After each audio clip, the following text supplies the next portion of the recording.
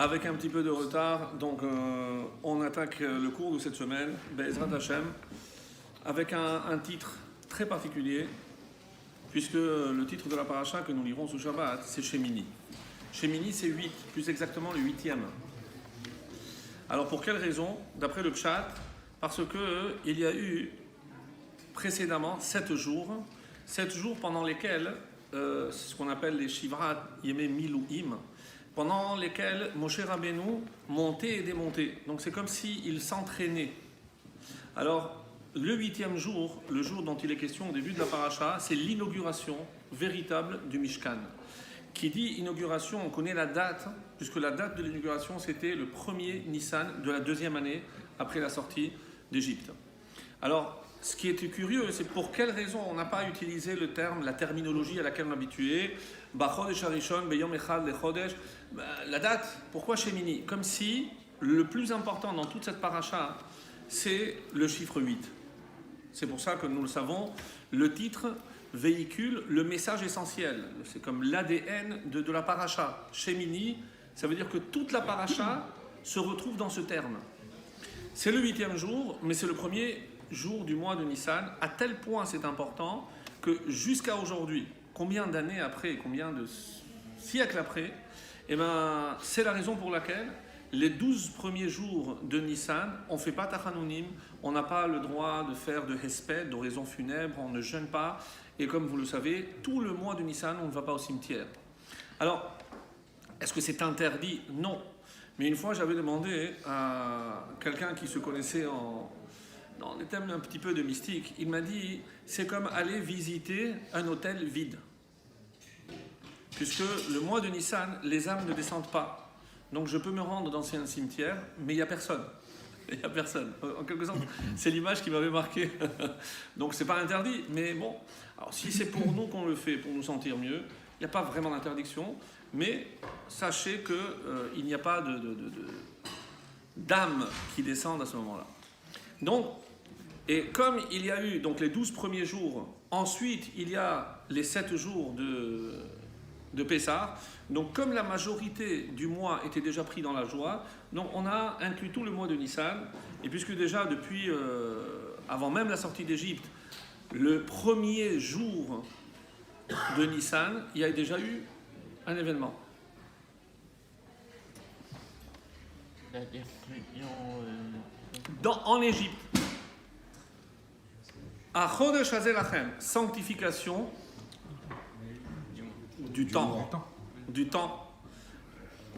Premier Nissan après, sanctification du lieu, de l'espace.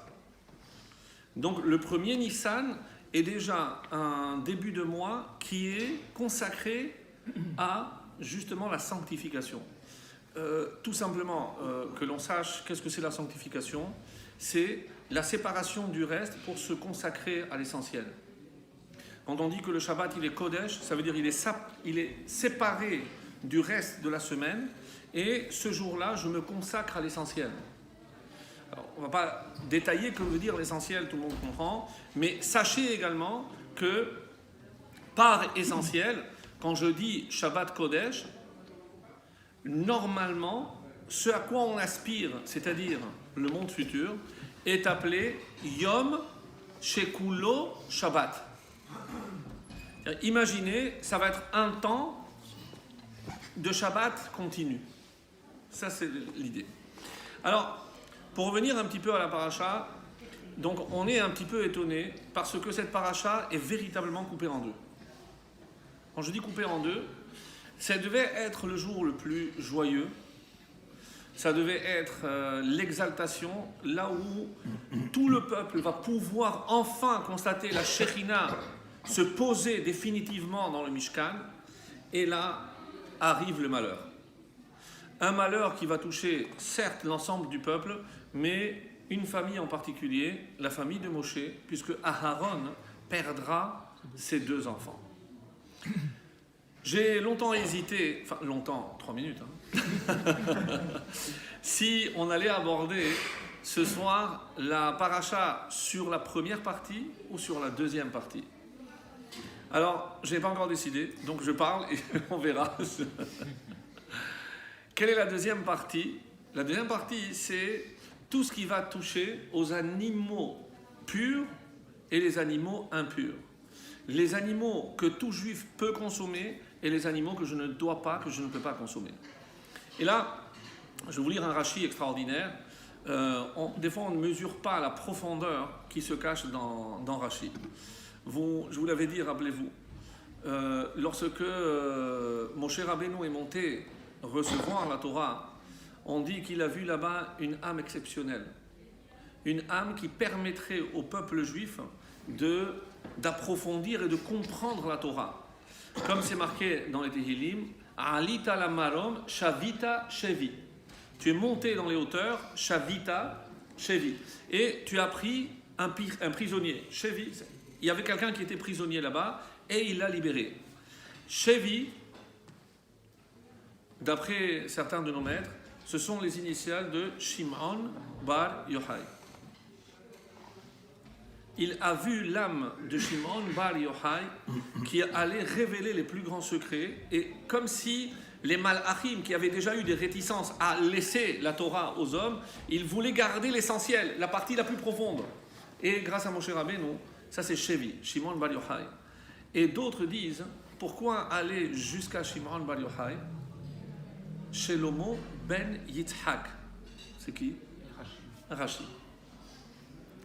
Alors, on a l'habitude d'appeler Rashbi, Rabbi Shimon bar Yochai, et lui c'est Rashi. Pour ne pas dire la même chose, parce que normalement on aurait dû dire son père c'est Yitzhak, on aurait dû dire Rabbi Shelomo ben Yitzhak, c'est Rashbi. Alors pour le distinguer, on l'a appelé Yitzhaki, au lieu de dire ben Yitzhak, Yitzhaki. Mais c'est exactement les mêmes lettres. Donc, ce qui nous laisse entrevoir, mes amis, que des fois Rashi, à mon avis souvent, Rashi va envelopper des secrets de la Torah sous une apparence qui nous apparaît comme anodine, comme si c'était le pshat, mais il y a des choses beaucoup plus profondes. Alors, parce que c'est pas la même âme, c'est pas la même âme qui dévoile des secrets différents. le Harizal explique ça, ouais. Puisque si c'est les mêmes lettres, forcément il y a quelque chose, forcément. Alors, la deuxième partie, en apparence, n'a rien à voir avec la première. La première, c'est le jour de l'inauguration. Quels sont les événements qui sont déroulés? La mort donc de Nadav et Avihu.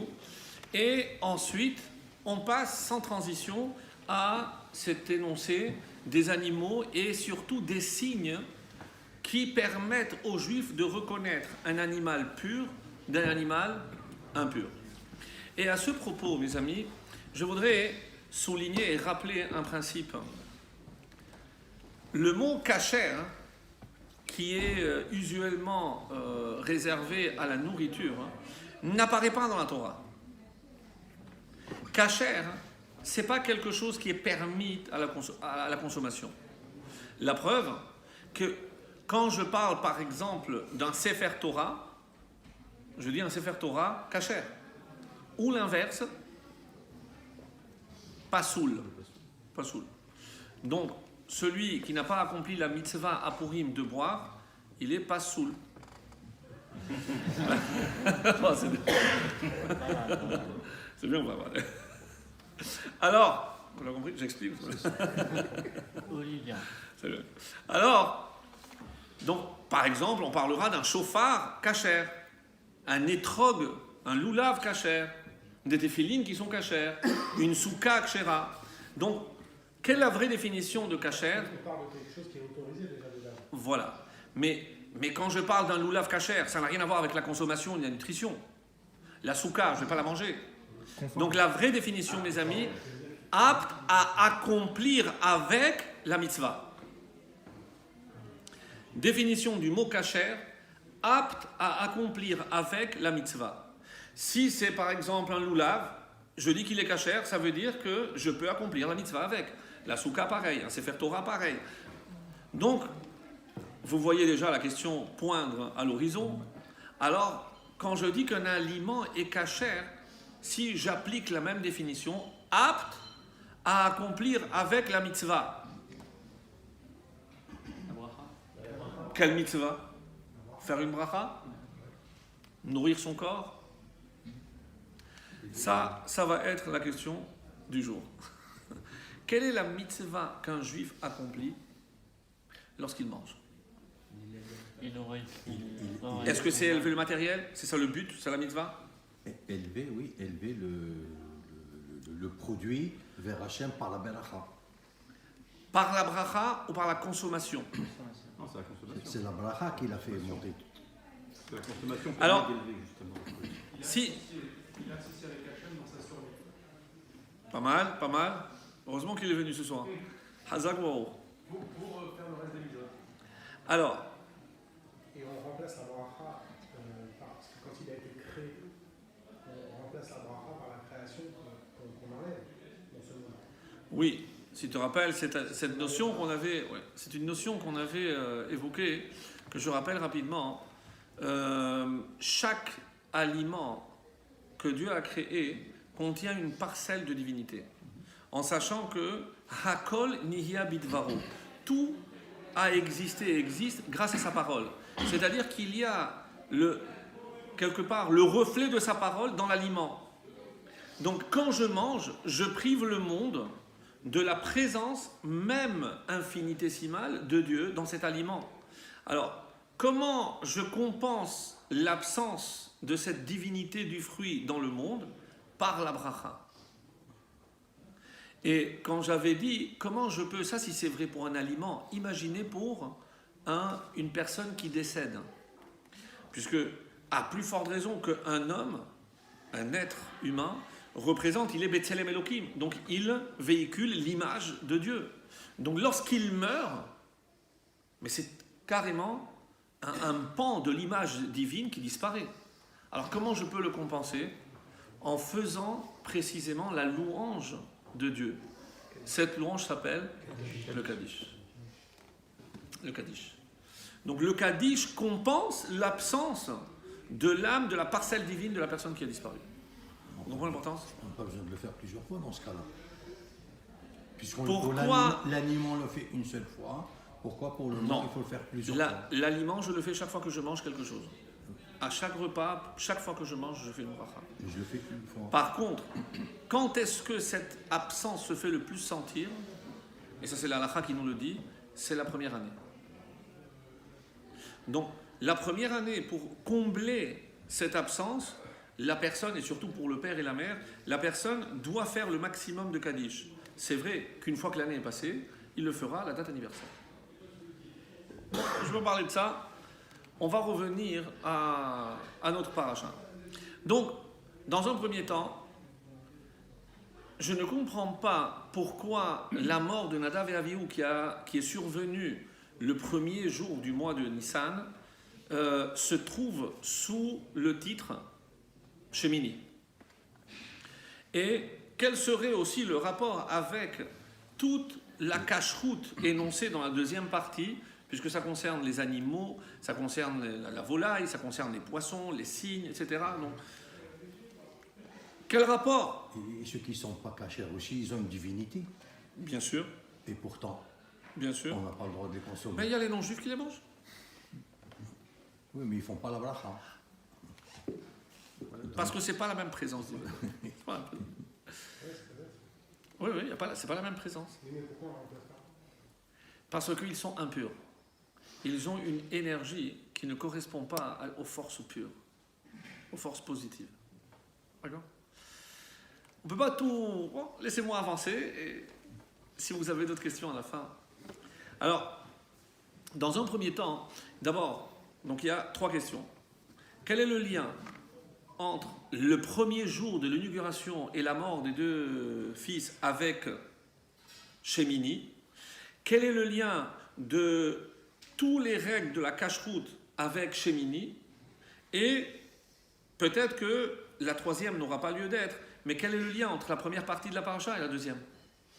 Puisque si les 2 sont sous la rubrique Shemini, forcément, ils sont reliés. Alors, avant d'aborder ces questions, je voudrais donner une petite précision par rapport à la constitution d'un homme. Donc, petit aparté, on va considérer que c'est quelques propos liminaires avant de rentrer dans le vif du sujet. Quand je parle de la Neshama, tout le monde sait, même si on n'a pas forcément étudié les textes sacrés, tout le monde a déjà entendu parler des 3 parties de l'âme. En sachant que de la plus basse à la plus élevée, on commence par Nefesh, Ruach et Neshama. On est d'accord? Nefesh, Ruach et Neshama. Donc on ne parlera pas des 2 niveaux supérieurs qui sont Chaya et Yechida. Pour ceux qui connaissent, Chaya, c'est cette lumière qui nous enveloppe, qui nous donne vie, mais de l'extérieur. C'est une lumière qui nous enveloppe, comme c'est marqué, même si on ne comprend pas, mais ça fait du bien la Neshama. Ça s'appelle Or Makif, la lumière qui entoure. Et Yechida, c'est le niveau où on fait un avec Hachem. C'est tellement élevé. L'exemple que nous avons, bien entendu, c'est Moshe Rabbeinu. Donc il y a très très peu qui ont atteint ce niveau-là de Yechida. Bon, je reviens. Maintenant, la question est la suivante.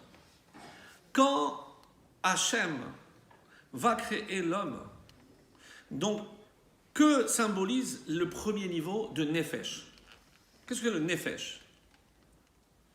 Messiliad, Yesharim et autres expliquent que le Nefesh, c'est la partie la plus physique de l'homme. Qu'est-ce que c'est? Le corps. Le corps.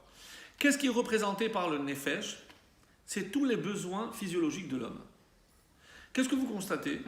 C'est qu'au niveau du Nefesh, il y a une sorte de détermination des lois immuables. C'est-à-dire, j'ai faim, je mange. Quand je mange, le corps, il sait ce qu'il doit faire. Je ne dis pas où est-ce qu'il doit distribuer chaque chose. Le corps a des fonctions, il y a des lois. Comme dans le monde, il y a des lois immuables. Et c'est pour ça que cette partie, c'est ce qui constitue... Je ne peux pas aller contre ces lois. Par exemple, je ne peux pas imaginer que je refuse de manger ou je refuse de respirer. C'est pas dans la possibilité de l'homme de faire un tel choix. Vous êtes d'accord? On ne peut pas. Alors, donc je suis en train de dire qu'au niveau du Nefesh, il n'y a rien que l'homme puisse faire pour aller à l'encontre de ces lois. Appelez ça instinct, appelez ça besoin, comme vous voulez. Comme vous voulez. Mais une chose est certaine, je n'ai pas le choix. C'est déterminé. Je passe au niveau le plus élevé, qui s'appelle Neshama. Neshama, qui détermine la Neshama de chacun d'entre nous? C'est Hachem. Bravo. C'est Hachem. Est-ce que j'ai un rôle à jouer dans la Neshama que moi j'ai reçu? Non. Peut-être mes parents, très certainement. Et c'est ce qu'on explique dans les livres des secrets de la Torah, c'est que la qualité de la Neshama dépend énormément du moment de la conception, c'est-à-dire pas simplement l'acte, mais même les pensées du papa et de la maman au moment de l'acte. À tel point que si l'homme et la femme pouvaient faire de cette union un geste sublime, parfait, ça donnerait l'âme du Mashiach. Donc ça va, on est... Non, pour que vous compreniez. Donc forcément, cette Neshama, c'est Akadosh Baruch Hu qui décide. Mais bon, on va laisser le Mashiach de côté, on l'attend tous, mais on va laisser de côté. Qu'est-ce qu'il y a inscrit dans cette Neshama? Ne me dites pas la Torah, comme si c'est vrai. Qu'est-ce qu'il y a inscrit dans cette Neshama? La mission de l'homme. Bravo. Bravo. C'est la mission qui n'a pas été choisie par moi. Puisque l'âme qui est venue, appelait ça tikkun, donc il est venu faire une réparation. Donc dans chaque neshama, il y a une mission. Et on est heureux de savoir qu'on ne le sait pas. On ne sait pas quelle mission. C'est pour ça qu'en essayant de taper le bon numéro, alors sachez qu'il y a 613 numéros, vous tapez tous et certainement vous tomberez sur le bon. Donc c'est évidemment les mitzvot. Je ne sais pas laquelle je suis venu faire. C'est pour ça que je fais tout. En tout cas, on essaie de faire tout. Combien de mitzvot il y a? Vous savez, il y a 248 positives et 365 négatives d'interdictions. les Chachamim nous disent quelque chose de formidable. Pourquoi on fait correspondre le nombre de mitzvot positives au nombre des membres? Il y a 248 membres, Ramah et Valim. Pourquoi? Alors, la réponse simple consisterait à dire, parce que chaque fois que j'accomplis une mitzvah, je donne vie à tel ou tel membre. Ça se comprend. C'est pour ça que Shlomo HaMelech, on dit qu'il a caché, puisque avant, on connaissait chaque mitzvah, à quel membre ça correspondait. Et pourquoi Shlomo HaMelech a caché ce livre? Parce que les gens, ils attendaient d'avoir des problèmes dans le membre pour faire la mitzvah correspondante. C'est trop facile. Donc, il a dit, c'est pas possible, on cache. Non, on ne sait pas. Aujourd'hui, je ne sais pas si dans le monde, il y a des chachamim qui connaissent cette correspondance, mais en tout cas, sachez qu'il y a autre chose de beaucoup plus élevé.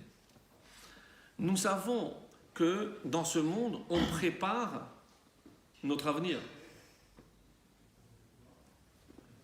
Là, on est de passage, mais la destination finale, c'est pas celle-là. On sait que c'est la prochaine étape. Donc, qu'est-ce que je suis en train de faire chaque fois que je fais une mitzvah positive? Écoutez bien, parce que c'est révolutionnaire.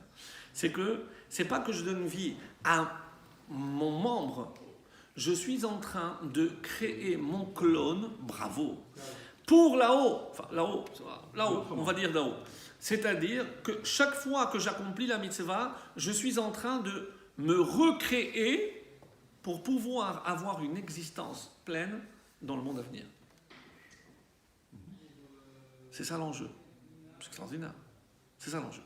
Donc, ce que je voulais dire, 2 secondes, ce que je suis en train de dire, c'est qu'au niveau du nefesh, l'homme ne peut rien faire.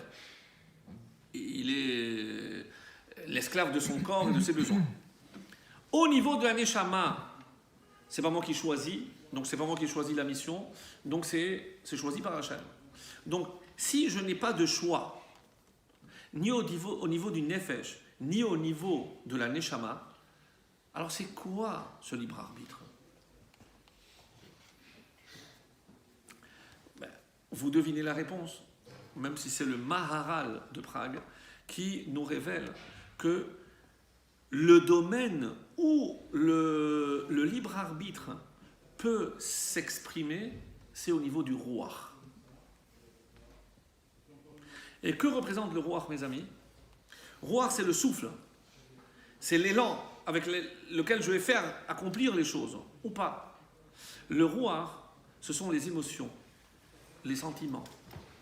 Quand la Gemara dit Rahamana li babae, ce que Hachem il veut, c'est le cœur. Parce que je ne veux pas que tu fasses comme un robot. Parce que là, je ne suis pas au niveau du roi. Je ne suis pas au niveau intellectuel, au niveau de la neshama. Je fais parce que je dois faire.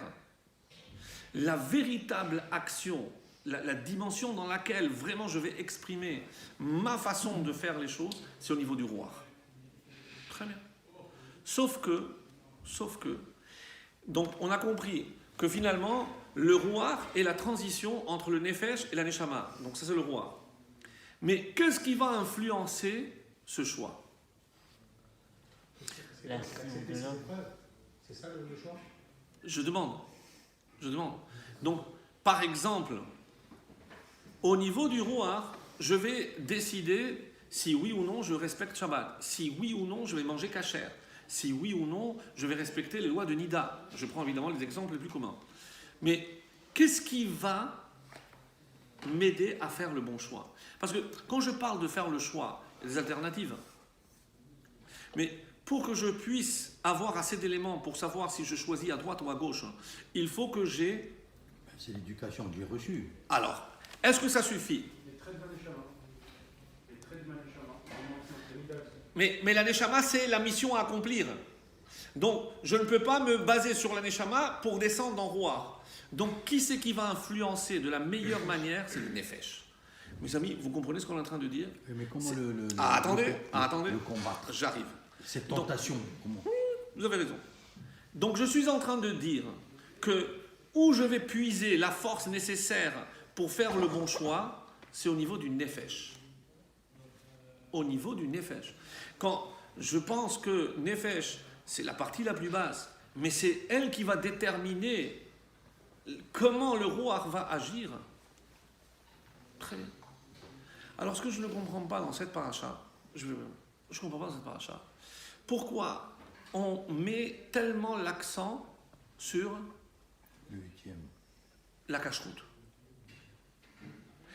Pourquoi on va dire à la fin, celui qui mange des animaux impurs, il devient impur? Mais on n'a jamais entendu que celui qui ne fait pas Shabbat, il est impur. On n'a jamais entendu ça. Que celui qui ne met pas les téphilines tous les jours, il est impur. On n'a jamais entendu ça. Oui, mais Quelle est on la nourrit- place? on nourrit la Neshama. Non, mais c'est vraiment qui va influencer le roi. C'est ce qu'on mange. Si on mange des choses cachères, justement, c'est Ça vient influence pour faire les guides. c'est le guide pour influencer le roi. Qu'est-ce qui va, mes amis, de tout ce que l'homme peut faire, qu'est-ce qui va avoir le plus d'influence sur le Nefesh? C'est ce qu'il va manger. Ce qu'il va manger. Ce qu'il va manger va avoir la plus grande influence sur le Nefesh. Mais avec toutes les incidences qui, évidemment, vont survenir, c'est-à-dire, c'est que si je ne mange pas ce que je dois, du coup, j'influence le Nefesh négativement. Du coup, toutes les décisions que je vais prendre par la suite seront faussées. Quelqu'un se présente à moi, me dit, écoutez, monsieur le rabbin, moi, j'ai décidé de faire teshuva, mais à une condition. Donnez-moi une chose. Shabbat, kasher, je ne peux pas. Par quoi je dois commencer? Sans l'ombre d'une hésitation, tous les rabbins diront la cacheroute. Je ne comprends pas. Je vais augmenter, je vais encore amplifier la question. Dans la Gemara, on a dit pourquoi il y a eu un décret d'extermination sur les Juifs à Pourim. Parce qu'ils ont mangé. Le Maharsha, il saute au plafond et il redescend. Il a dit, mais où on a vu que parce qu'on mange, même s'ils ont mangé pas cachère, mais je ne mange pas cachère, je ne suis pas passible de la peine de mort. Même si j'ai pris plaisir, même j'ai dégusté un jambon beurre, je ne suis pas passible de la peine de mort. C'est vrai? Mais bien sûr. Attends, n'écoutez pas. Mais comment le corps, lui, peut déterminer que un poulet qui a fait la cacheroute, le même poulet qui n'est pas cachère? Comment la Neshama va faire le distinguo entre l'un et l'autre? Ne vous inquiétez pas, la Neshama le sait. Voilà, la Neshama le sait. Alors, ce que je suis en train de dire, je ne sais pas si vous avez compris,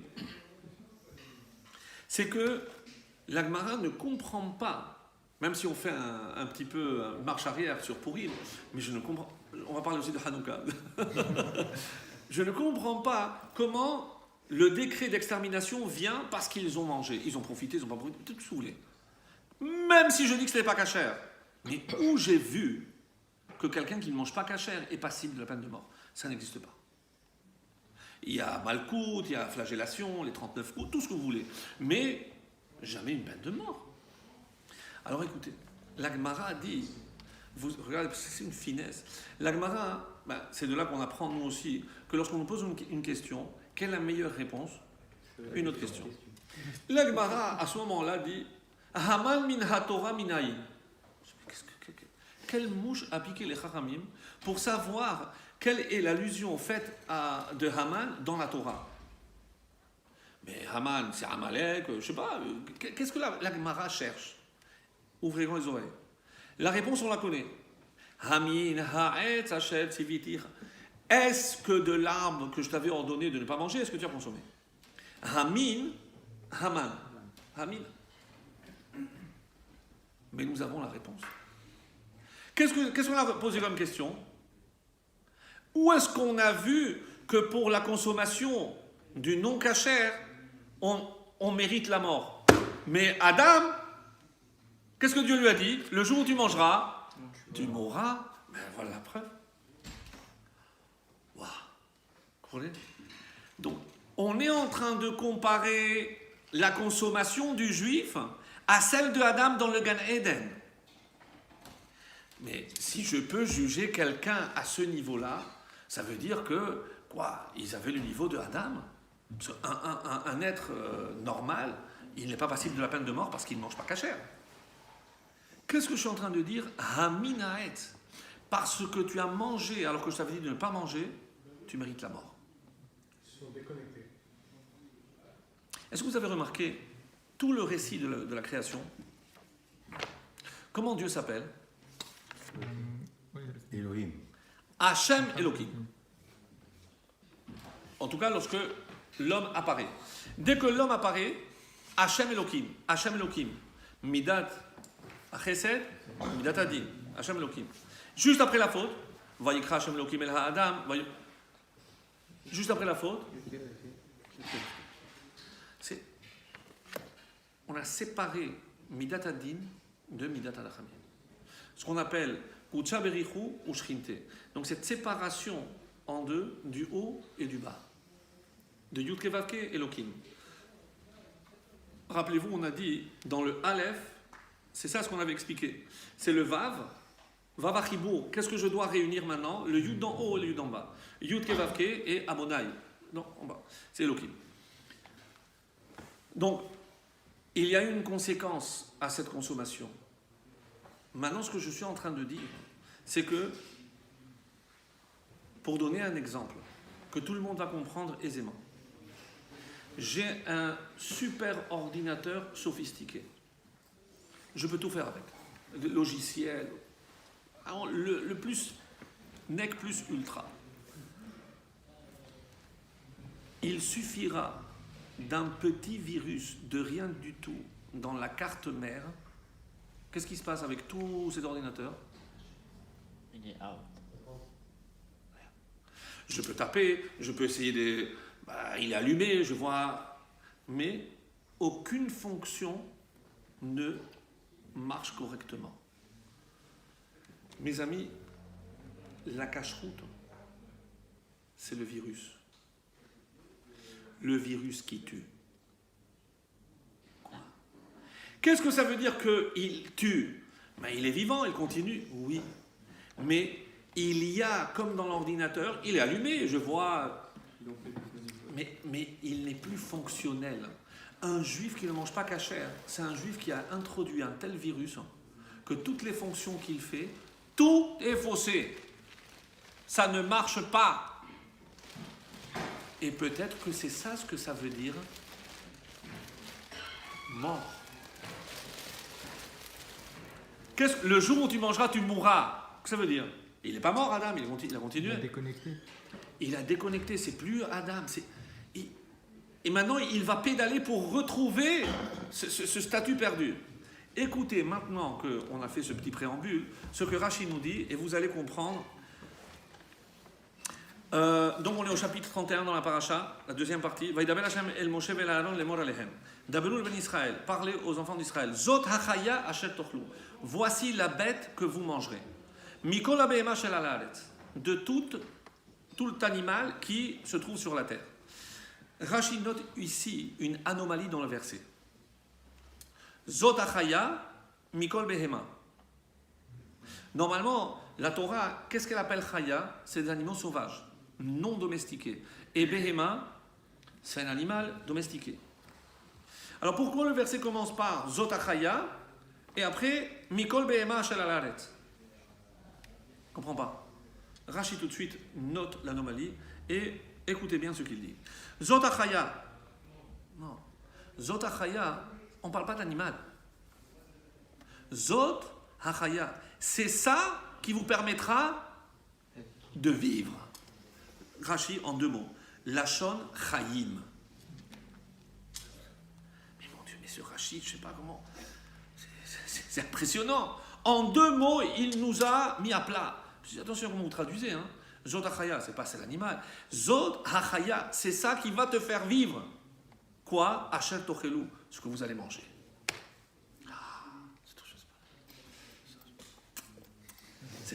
C'est Rashi, c'est bon là-dedans. Non, j'ai pas terminé Rashi. Non, mais je vous assure. Pourquoi? Il pousse un petit peu. Les fiches chez Israël devukim bamakom. Parce que Israël, ils sont devukim bamakom, ils sont attachés. Ve'atem adevekim b'Hashem Elokechem chayim. C'est parce que Israël est attaché à un makom, Hachem. Alors, ureuyim liot hayim. Et c'est pour ça que eux, ils méritent de vivre. Qu'est-ce qu'il est en train de dire ici? C'est simplement le verset qui dit « Et vous qui êtes attachés à Hachem, vous êtes vivants. » Celui qui n'est pas attaché à Hachem. Et les autres peuples aussi sont vivants. Pas dans la Neshama? Non, monsieur. Non, monsieur. Je suis désolé. Maintenant, ça me fait du mal de vous le dire. Non. Ils ne sont pas vivants parce que, et on va avancer, on va définir, qu'est-ce que c'est la vie? Voilà. C'est quoi la vie? Mais ils respirent, les animaux aussi ils respirent. Pardon? Ben oui. Mais c'est pas ça. Dans la Torah, à la fin de la Torah, lorsque la Torah te dit j'ai placé devant toi la vie et la mort, et qu'est-ce que la Torah te recommande? Tu choisiras la vie. Mais dis-moi, la Torah elle parle à qui? On n'est pas des dépressifs, nous. Qu'est-ce que ça veut dire choisis la vie? Mais bien sûr que je vais choisir la vie. Qui va choisir la non-vie? Parce que c'est pas vivre, respirer, manger, mais c'est pas de ça qu'on parle. C'est pas de ça qu'on parle. Et quand on aura trouvé la réponse à cette question, on aura compris le 8 et on aura compris toutes les questions qu'on avait au début. C'est relier le monde spirituel au monde matériel. Le 8, c'est le monde spirituel. Évidemment que c'est là qu'il faut chercher. Parce que Moshe, il a fait tout le chemin. Qu'est-ce que ça veut dire qu'il a fait les 7 jours? Il a fait les 7 connexions. Il a déjà commencé à élever le monde pour ceux qui comprennent, tant mieux, de Malchut jusqu'à 7e. La 7e, c'est... Comptez? Non. Malchut, ne trichez pas. Malchut, Yesod, Netzach, Hod, Tiferet, Chesed, Gevura, 7e, et après, Bina. Cette paracha parle de Bina. C'est la connexion à la Bina. Et qu'est-ce que c'est la Bina? Le discernement. Les Havin Davar, Mitor Davar. C'est savoir distinguer une chose de l'autre. Le dernier verset de la paracha. Les Havdil, je lis le dernier verset. Les Havdil ben hatame ou ben atahor. Ou ben achaya nechelet ou ben achaya soterchet. Toute cette paracha se termine. C'est quoi le but? Les Havdil, distinguer, différencier entre le pur et l'impur, entre ce que vous mangez et ce que vous ne mangez pas. Ben et ben, c'est ce qui donne le mot bina. C'est distinguer tous les grands, ils ont demandé à Hachem et Hachem ne leur a jamais répondu. Vous en avez déjà parlé de ça. De quoi? Discerner, là je parle du bien et du mal, mais ça peut rentrer là-dedans. Non. Non. Non. Toi tu parles comment Dieu agit dans le monde. Ah d'accord. Comment je peux comprendre? Ça, la bina, c'est le discernement que Dieu a donné à l'homme. D'ailleurs, on le dit tous les matins. Hanoten l'a servi bina.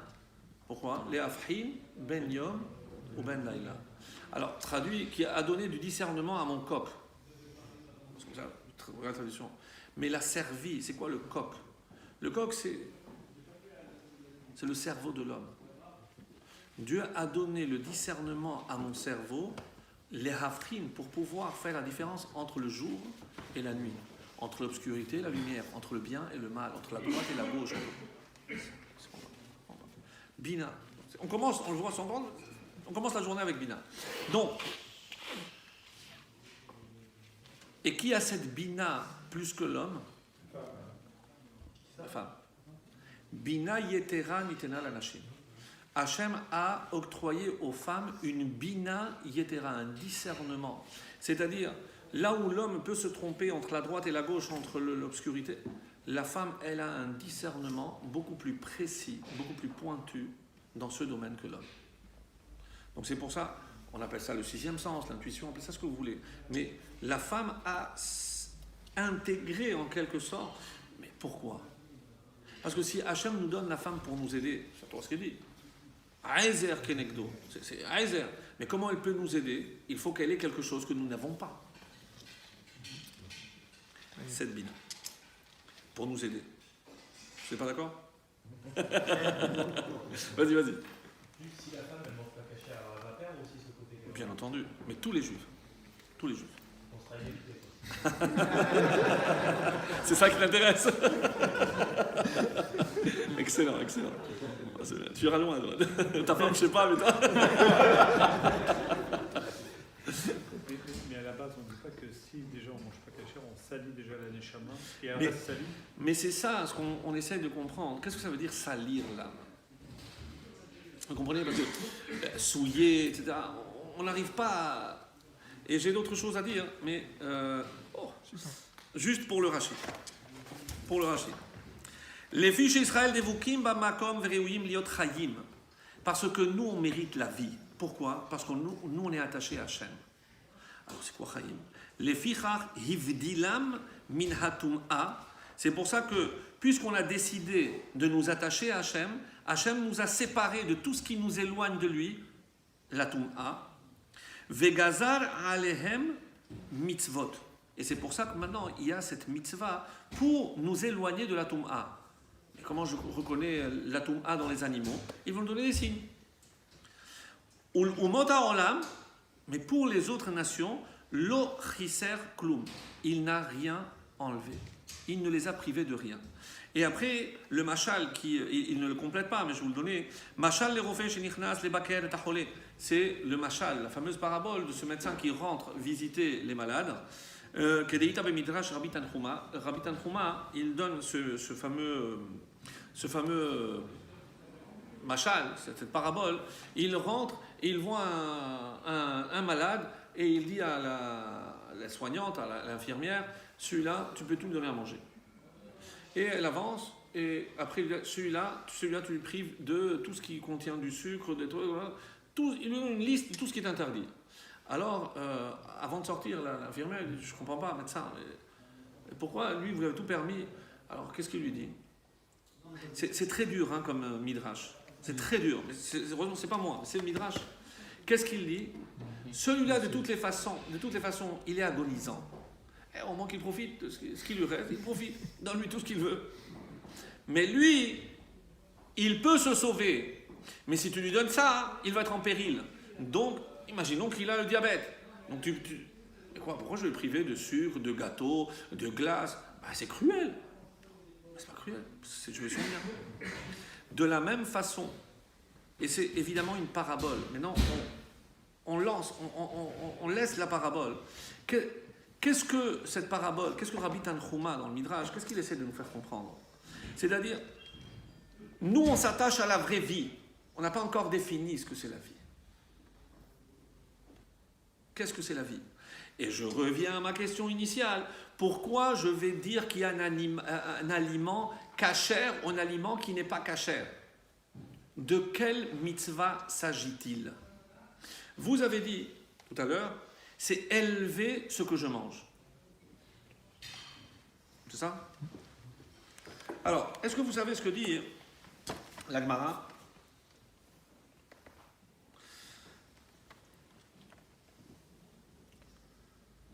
Rashi donc a dit, Lachon Chaim, les fiches Israël devukim bamakom rouim liot Chaim. Qu'est-ce qu'il veut dire? Matirim lahem lishchot be'ema kedel ochla, ki be'ochlo ota ma'ale ota madregat ba'al chay ledargat medaber vezo aliyah bishvila. Je vais expliquer. Il y a, comme vous le savez, 4 niveaux dans la création. Généralement, on dit c'est le minéral, végétal, animal et l'homme. C'est aussi solide, liquide, gaz, énergie. Bon. Mais en hébreu, on ne les appelle pas comme ça. Domem, c'est inanimé. Tzomeach, c'est qui pousse, donc les plantes. Chai, vivant. Mais qui est vivant? C'est les animaux. Chai, c'est vivant. Et au-dessus, c'est l'homme. Et comment on l'appelle? Médaber. Médaber. Le parlant. Qu'est-ce qu'on est en train de dire ici? Que la force de l'homme, Elle vient de tout ce qu'on mange en dessous. Certainement. Mais en quoi il se distingue du chai, de la parole? Comment il parle? Attendez. Maintenant, il faut dire, quelle parole? Passe-moi le café. Qu'est-ce qu'on mange aujourd'hui? On peut imaginer des chats discuter. Dis-moi, tu as fait les poubelles de l'autre rue? Ah oui, je te conseille, non, va dans l'autre, c'est bien. Ils communiquent. Les oiseaux communiquent. Les oiseaux communiquent, les dauphins communiquent, les baleines communiquent, les abeilles, les fourmis.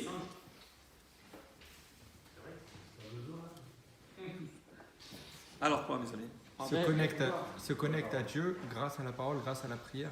Et c'est le seul qui peut faire ça. En elle est la parole de Dieu transmise. On a été créé à l'image d'Hachem. La parole, elle est créatrice. Adam, bravo. C'est-à-dire, comment Hachem a créé le monde? Be'asara Amarot. Dieu a parlé, Baruch Omer, on sait, Baruch She'amar, Ve'haya Olam. Il a parlé, il a dit, le monde a été. C'est-à-dire que Hachem, il a une parole créatrice. Donc, quand on dit Adam, c'est qui cet homme qui est à l'image de Dieu? Celui qui est capable de créer par la parole. Donc il nous a mis à son niveau alors. Non? Eh bien sûr que oui, monsieur. Eh bien sûr, heureusement. Sinon, on serait chai. Mais ça va plus loin. Ça, c'est ce qui nous fait sombrer. Évidemment. Évidemment. Mais vous imaginez, alors qu'il nous a donné un cadeau inimaginable, c'est la faculté, mais de la parole créatrice. Et où je retrouve cette parole créatrice, mes amis? C'est pas simplement lorsque je prie, lorsque j'étudie la Torah, ça va de soi. Mais vis-à-vis de mon prochain. Et on dit du bien de lui. Quand j'encourage quelqu'un, quand, grâce à notre échange, je vais le faire réfléchir pour qu'il fasse teshuva. Je n'aime pas ça, les rabbins qui disent j'ai fait faire teshuva. On ne fait rien du tout. C'est n'importe quoi. On me propose, mais c'est comme si on sème. Mais après, si le terrain est favorable, ça va pousser. Le terrain n'est pas favorable, ça n'a rien à voir. Donc, mais une parole peut sauver. Parce que par cette parole, j'encourage quelqu'un. Je peux le faire vivre. Comme Hachem, lorsqu'il a parlé, il a créé la vie. Chez Hakol, Niya Bidvaron. Tout a été par la parole.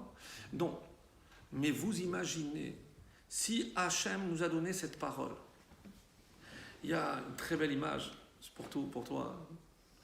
On dit que pourquoi Hachem, des fois, il n'écoute pas notre prière. Qu'est-ce qui peut faire que Hachem n'écoute pas notre prière? Une des raisons, je ne vais pas énumérer toutes les raisons, mais c'est quelqu'un qui utilise mal sa langue. La shonara, tout ça, c'est courant, c'est normal.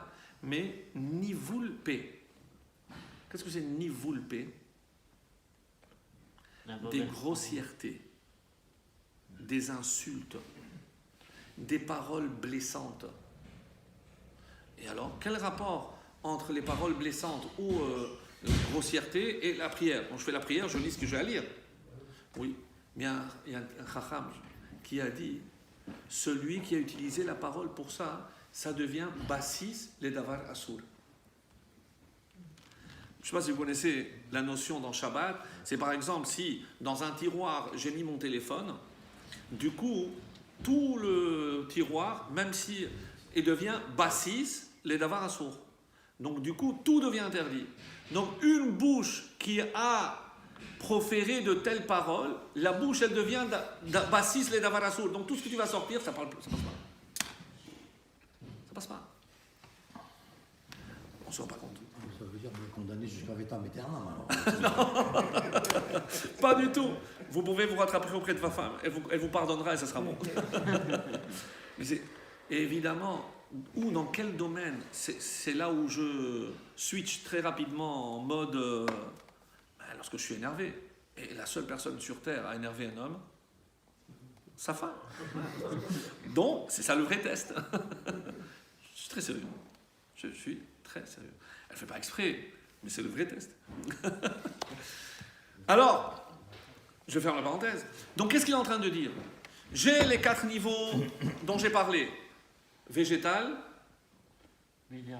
minéral, animal et le médaber. On ne va pas dire l'homme parce que ce n'est pas vraiment l'homme. Parce que l'homme, c'est Chai. Celui qui ne crée pas par la parole, il est au niveau de Chai. Mais nous, on est censé être médaber. On est un Chai Medaber. On est Chai médaber. Donc, attention. Alors, qu'est-ce que je suis en train de dire? Je dois manger cet animal qui est pur. Et un des signes pour que je sache qu'il est pur, c'est qu'il est ruminant.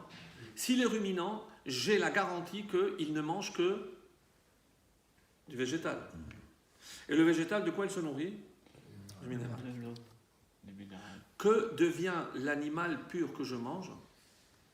Je l'intègre et il devient moi. Vous avez raison. Je suis ce que je mange. Mais du coup, comme dira la Gemara, qu'est-ce qui peut arriver de mieux à un animal pur? Être mangé par un Talmid Chacham. Tellement que la Gemara a émis la possibilité qu'un Am Haaretz, un ignorant, assour les chol basar. Pourquoi? Parce que pourquoi Hachem nous a autorisé, à travers la Shechita, je vais en parler, je vais dire 2 mots, à travers la Shechita, Dieu nous a autorisé à manger la viande, mais pas dans le but de nous nourrir. C'est un animal aussi qui se nourrit. Alors, comment je peux transformer la nutrition en un acte de mitzvah? Parce que Hachem, il me dit, tu es venu dans ce monde pour élever la création. Et tout ce qui va dans le sens de l'élévation, c'est ça, Chaim. Et comment je sais? Parce que l'inverse, qu'est-ce que c'est l'inverse de Chaim? La mavet, la mort. Quand est-ce que l'homme meurt? C'est lorsque l'homme regagne le minéral. Cette descente, c'est la mort. Donc tout ce qui monte, qui s'élève, c'est la vie. Et tout ce qui va vers le bas, c'est la mort. Donc, même si je n'arrive pas au degré de minéral, mais si je mange l'impur, la Torah dit que l'impur, une des caractéristiques de ce qui est impur, c'est qu'il ne peut pas être élevé. Donc si moi, je ne peux pas élever cet animal, qu'est-ce qui se passe? C'est moi qui descends. Mais c'est impur aussi, il est passé par ce stade-là, tous les stades, l'impur. Le minéral, le végétal, etc. Si vous voulez. Mais ce n'est pas aussi évident. Pourquoi? Parce que parmi les animaux, et ça je vais dire un petit mot sur la Shechita, parmi les animaux qu'il m'est interdit, moi juif, de manger, par exemple, tous les animaux sauvages qui sont des carnassiers, des prédateurs. Au niveau de la volaille, il n'y a pas vraiment de signes. On a donné tous les détails. Et je remarque que, même si ce n'est pas exhaustif, mais tous les oiseaux rapaces, les prédateurs, sont interdits. Et la Gemara dira pourquoi. Parce que, qu'est-ce qu'il fait l'animal avant de manger? Il est dorès, il écrase, il tue avant de manger. Oui, il est dorès, il écrase. Bon. Moi aussi, je tue avant de manger. Très bien. Et pourtant... Vous n'êtes pas un rapace. Enfin, je pense. C'est pas vous qui tuez, c'est le shochet. Enfin, c'est pareil. Mais bon. J'arrive. Et vous allez comprendre autre chose. Quand la Torah me dit que, au niveau du nefesh, donc qu'est-ce qui caractérise l'animal? Si l'animal n'a ni ruach ni neshama, c'est nefesh. Si l'animal, il n'a ni ruach ni neshama, donc il n'a que nefesh, ce qu'on appelle nefesh bahamit. Donc l'animal a nefesh. Mais quand je mange un animal, la Torah veut que j'élève tout ce que je peux élever. Mais au niveau du nefesh, je ne peux rien faire pour l'animal. Donc le nefesh de l'animal, je ne peux pas le toucher. Où se trouve le nefesh de l'animal? Ki ha dam hu ha nefesh. La Torah le dit clairement. Mes amis, pourquoi je ne peux pas prendre le sang? Parce que le sang représente cette vitalité, cette partie la plus nafchique de l'animal. Et ça, je n'ai pas le droit de toucher. C'est pour ça qu'à travers la shechita, ce que je cherche à faire, c'est expulser d'abord la plus grande quantité de sang, et même le sang qui va rester, je suis obligé de l'extraire à travers la salaison ou à travers le grille. Donc je grille. Donc je n'ai pas le droit au sang. Ah, et pourquoi le poisson, je ne le cachérise pas?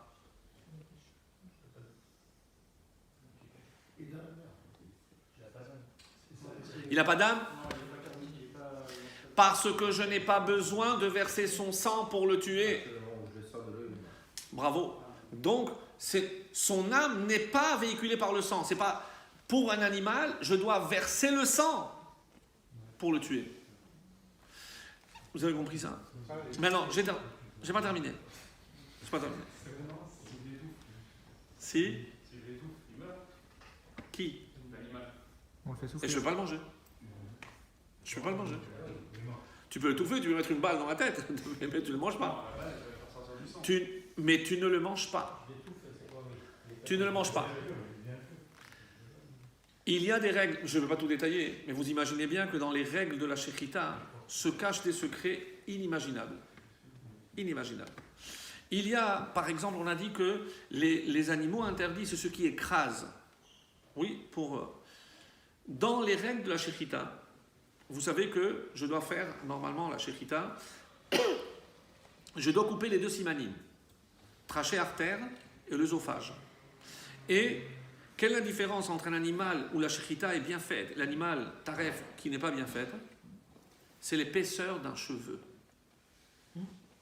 L'épaisseur d'un cheveu. C'est-à-dire je dois couper rov simanim. C'est-à-dire si j'ai le trachée artère et l'œsophage, quand je coupe, il faut que je mesure et que j'ai plus de la majorité. Donc ça se joue à un cheveu. C'est pour ça que généralement on coupe les deux pour être tranquille. Il y a 5 choses qui invalident la shechita. Je ne vais pas faire une leçon de shechita. Par exemple, si je n'ai pas coupé au bon endroit, si je n'ai pas vu, j'ai caché donc je n'ai pas vu quand j'ai coupé. Mais tout ça c'est visible à l'œil nu. Donc je peux mettre quelqu'un et vérifier que tout est bien fait. Il y a une seule chose que je ne peux pas vérifier. S'il a souffert ou pas? Non. C'est ce qu'on appelle, et ce qui invalide la shechita, ça s'appelle derissa. Si au moment où je passe le couteau, je presse, comme par exemple pour couper une carotte. Si je presse, donc la pression, non, je dois couper, donc je dois faire des va-et-vient, mais si ma pression est au-delà de ce que la Torah exige, cet animal, je ne peux pas le manger.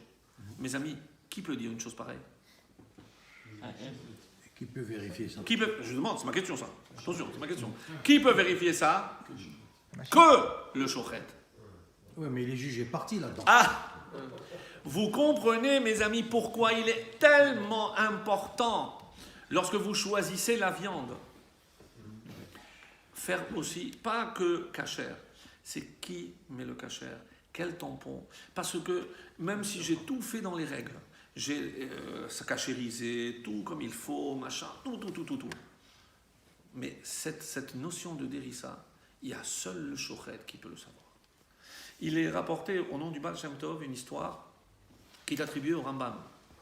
On dit que le Rambam, une fois, il a été sollicité parce qu'il y avait un village où se trouvaient des Juifs qui avaient commencé à mal interpréter la Torah. A commencé à dire que Triat Hametim c'était du pipeau, Chas v'Shalom. On est venu lui dire qu'est-ce qu'on peut faire. Qu'est-ce qu'il a dit? Changer les shochatim. Changer les shochatim. C'est-à-dire, là où il y a un shochet qui n'est pas Yere Shamayim, les conséquences pour tout l'ensemble de la population est catastrophique. Et je vais encore donner un autre exemple, et ça, c'est sincèrement, ça va nous faire un petit peu peur, mais il faut le dire. Vous savez que Esav, je ne sais pas si c'est une bénédiction ou une malédiction qu'il a reçue, mais la Torah dit à Esav, Al-Kharbecha Tihye, tu vivras par ton épée, c'est la traduction commune qui est donnée, tu vivras par ton épée. Mais, c'est-à-dire, c'est un être belliqueux, la guerre de 100 ans, la guerre mondiale. Esav, la croisade, il a ce tempérament. Mais chez Esav, nous savons que le petit-fils s'appelle Amalek. Et souvent, Amalek utilisera son épée contre qui? Je vous laisse deviner. Contre nous. Alors, comme vous le savez aussi que dans la Torah, il y a plusieurs interprétations. Et au niveau de l'interprétation, Al-Kharbecha Tichye, la Torah, elle ne parle pas à Esav. Elle ne parle pas à Amalek. Elle te parle à toi, juif. Bon, clair à toi. Qu'est-ce qu'elle est en train de dire? Al-Kharbecha Techaye. Par ton épée, tu vas lui donner de la vie, de la vitalité. À qui? À Esav et à son descendant, Amalek. Mon épée? Hanouka. Hanouka, vous rappelez certainement la longue liste que nous disons dans Al-Hanissim. Et, juste pour vous le faire remarquer, dans Bimé Matatia, il y a là-bas tous les miracles que Dieu a fait. Rafta et Drivam, tu as fait leur lutte, tu as le jugement, la Kamta. Et parmi les miracles, Masarta, tu as mis les Giborim, Biatralashim, les héros, les forts entre les mains des faibles, Rabim, les nombreux, Sha'im, les méchants en Tzadakim, Utmeim, Beyad Tehorim, les impurs entre les mains des purs, Vezedim, et les impurs, Beyad Rosket Olatecha, entre les mains de ceux qui s'occupent de la Torah. C'est une répétition. Et en quoi c'est un miracle? Ça y est, tu l'as dit une fois. En quoi c'est un miracle que le tahor est le dessus sur le tamé? Pourquoi c'est un miracle? Parce que les théorim, c'est qui ici? Les Hashmonaïm. Les Hashmonaïm, avec quelle fonction? C'était des Kohanim. Quelle est la seule épée qu'ils aient jamais brandie? Le couteau de Shechita. Comment des gens qui n'avaient comme seule expérience que le maniement du couteau de Shechita sont devenus des guerriers avertis, aguerris, comme nous le décrit le texte. Maintenant, je reviens à Al-Kharbecha Tichye. C'est par ton épée que tu donnes vie à Amalek.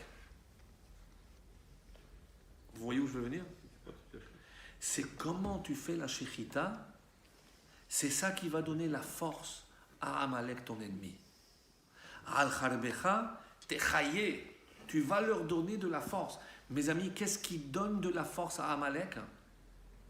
Comment on pratique la Shechita? Si jamais on ne la fait pas bien, si jamais on ne fait pas attention à manger strictement kasher de la meilleure façon, en faisant attention qu'il n'y ait pas de dérissa, parce que si lui il écrase aussi, j'ai complètement raté la shechita, parce que c'est justement ce qui rend tous ces animaux impurs, c'est parce que eux écrasent.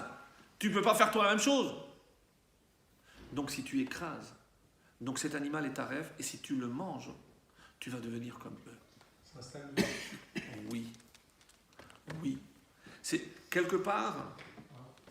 Si la dérissa est sur un nerf, sur un truc. Non, on parle de la dérissa au moment de la shechita. Donc, c'est les deux simanim que je dois trancher, sectionner, sans appuyer, sans pression. Parce que si je fais la pression, ça ne s'appelle pas couper, ça s'appelle étouffer. C'est ce que font les animaux quand ils. Exact. C'est comme ça qu'ils font. Donc, tu comprends que lorsque la Torah maintenant te demande de faire la shechita à cet animal, c'est pas simplement comme certains voulaient expliquer, non, c'est pour ne pas faire trop souffrir à l'animal. C'est pas ça le but principal. C'est pas ça le but principal. Le but principal, comme c'est la Torah, qu'est-ce que Dieu a à faire? D'abord, pourquoi il rentre dans mon assiette? Qui me laisse tranquille? Si je tue, comme dit la Gemara, par devant ou par derrière, qu'est-ce que ça va changer? Non. Forcément, il y a des choses extrêmement profondes. Il y a beaucoup de règles, et ça, c'est vraiment un détail. C'est vraiment. Ah, mais il n'y a pas autant de détails au niveau de tout ce qui est. Et attention, parce que si vous voyez toute la Masechet Choulin, c'est parce que là on parle que de la trachée artère et de l'œsophage, mais les vérifications qu'il y a sur tous les organes internes, mais vous devenez fou. Mais il y a... Alors nous on retient aujourd'hui effectivement les poumons, parce que si déjà le poumon est touché, il y a des chances que tout le reste ne soit pas. Pourquoi? Parce que si le poumon est touché, ça veut dire que normalement je dois considérer que comme s'il y avait un orifice. Et pourquoi la bête n'est plus cachère s'il y a un orifice? Parce que je n'ai pas le droit de tuer un animal qui de toutes les façons serait mort. Je dois tuer un animal qui est vivant.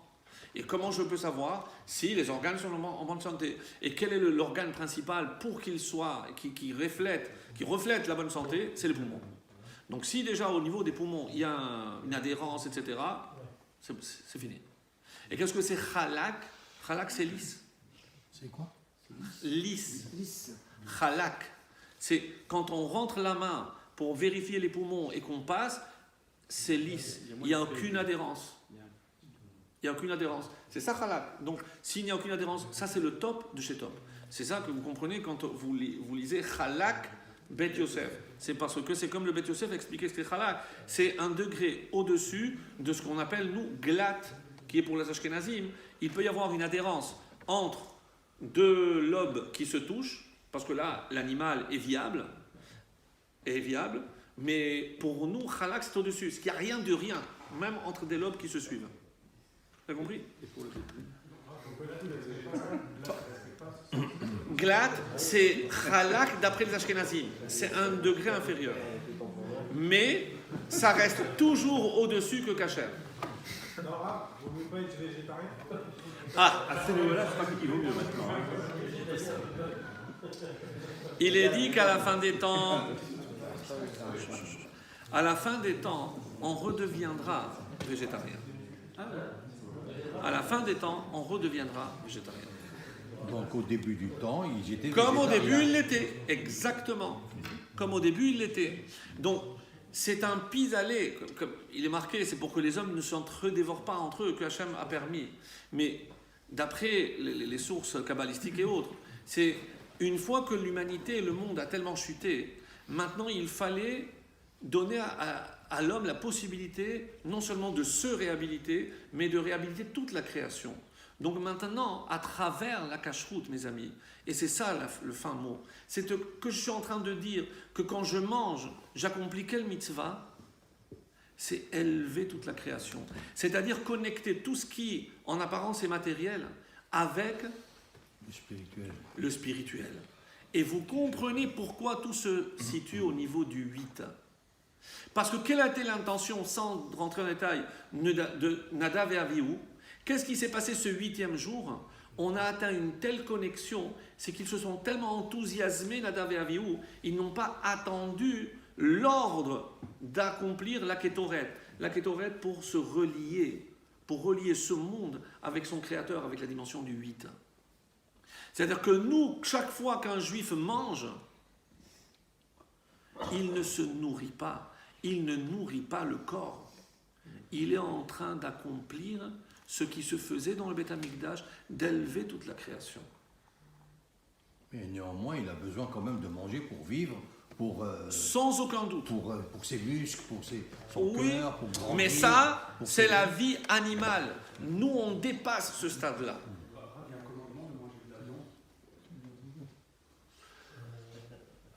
Il y a un commandement de manger de la viande, parce qu'il y a une allusion plutôt, quand il y a marqué En simcha ela bebassar veyayim. Donc, quand il y a la simcha, c'est-à-dire essentiellement les jours de fête, comme il y avait les corbanotes où tout le peuple juif mangeait ces corbanotes, donc c'est de la viande, donc nous, en souvenir, on doit manger de la viande. C'est peut-être pas une bonne chose de Par exemple, en fait. Alors, c'est pour ça que les kabbalistes ne mangeaient la viande que le Shabbat. Parce que là encore, je me connecte beaucoup plus avec le 8 puisque je suis déjà au 7e. Et je suis plus proche du 8 à partir du 7 qu'à partir du 1. Non, c'est très sérieux. Et une des erreurs de Nadav et Avihu, c'est que eux, ils pensaient qu'ils pouvaient se connecter directement avec Hachem. Comme son nom l'indique, Avihu. C'est mon père. Nous, comment on dit? C'est mon Dieu. Avinu Mal. Malkenu. C'est notre père, mais aussi notre roi. Et le roi, lorsqu'il décide, il décrète, nous on fait. On ne peut pas faire plaisir en faisant ce qu'il ne nous a pas ordonné de faire. Et c'est ça, pourquoi c'est Zara, Asher Lotiva Hashem. C'est Hashem n'avait pas ordonné. Donc je ne dois pas avoir cette proximité où je peux me permettre des initiatives. Quand il s'agit de servir Dieu. Il n'a pas ordonné, mais il n'a pas interdit non plus. À leur niveau, c'était très grave. À leur niveau, c'était très grave. Je voulais rajouter ce point-là. Oui, on a dépassé légèrement, désolé. Mais regardez. Quelles sont les espèces que la Torah cite comme impures? Il y en a 4. Oui. Quand on dit qu'il y a 4 types d'animaux qui, eux, sont tellement impurs qu'ils ne pourront jamais rentrer dans le domaine de la pureté, de la sainteté. C'est les 4 animaux qui sont cités et qui sont... Il y a des choses qu'on ne peut pas réparer et faire basculer dans la Kedusha. C'est impossible.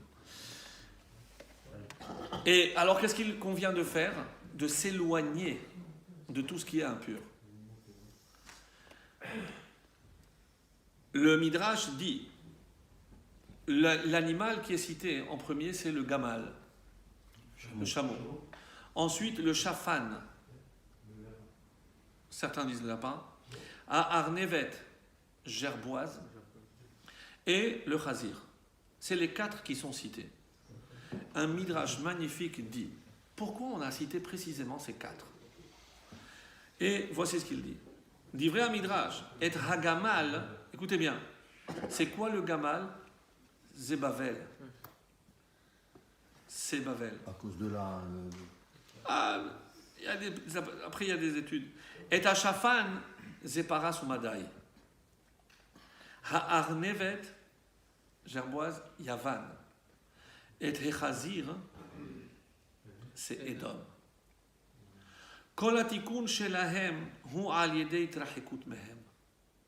Et comment on peut réparer? C'est en s'éloignant. En s'éloignant. Et c'est ce que les Chachamim disent. C'est les Havdil. Donc comment je peux distinguer? C'est à partir de là et c'est pour me permettre de m'éloigner. Velo le karevam ou l'achnisam le kedusha. Ce n'est pas à moi d'essayer de les transformer en kedusha. Parce que, encore une fois, c'est moi qui risque de perdre. C'est moi qui risque. Quand je mange quelque chose de tamé, je deviens tamé. Maintenant, je peux conclure. Quand je mange quelque chose que je ne peux pas attacher à la vie, c'est moi-même qui me ferme à la vie. Et c'est ça la vraie définition de tamé. Qu'est-ce que c'est tamé? Si je dis que nous, l'animal pur, c'est parce qu'il me permet de m'attacher à la vie, ça c'est pur. Donc impur, c'est ce qui me ferme à la vie. Et c'est pour ça que la Torah dira qu'une femme qui n'est pas dans un cycle où elle peut donner la vie, elle est impure. Parce qu'elle est fermée à la vie. Donc, et comment je passe de l'impureté à la pureté? À travers l'élément clé qui est la transition d'un stade, c'est l'eau. Parce que l'eau est le symbole de la vie. Et c'est pour ça qu'il y avait de l'eau. Donc, mes amis, tout ça... impur. Pourquoi? Eh ben, ils ne pouvaient pas avoir d'enfants, la plupart. Hein. Quoi, ils ont eu? Ils étaient stériles. On parle du cycle concernant le nida, les règles. On parle de la stérilité, ça n'a rien à voir. Donc, juste le mot de la fin. Vous m'avez tout cassé. On va pas terminer sur ça. Alors, on refait. Simplement retenir que chez Mini, comme dit ici, Zotachaya, c'est le seul commandement que l'homme doit voir ici, comment s'attacher à la vie. Et tout ce qui m'éloigne de la vie est pour moi source d'impureté. Quelle est la première source de toutes les impuretés? Avi avot hatum'a. La première source d'impureté, la mort. C'est QFD. C'est-à-dire, si la mort, c'est forcément parce que c'est ce qu'il y a de plus opposé à la vie, c'est la mort. Donc c'est la source de toutes les impuretés. Donc ce qui est demandé ici aux Juifs, c'est en m'attachant à tout ce qui représente la vie, c'est-à-dire le Shemini, c'est comme ça qu'on sera véritablement vivant.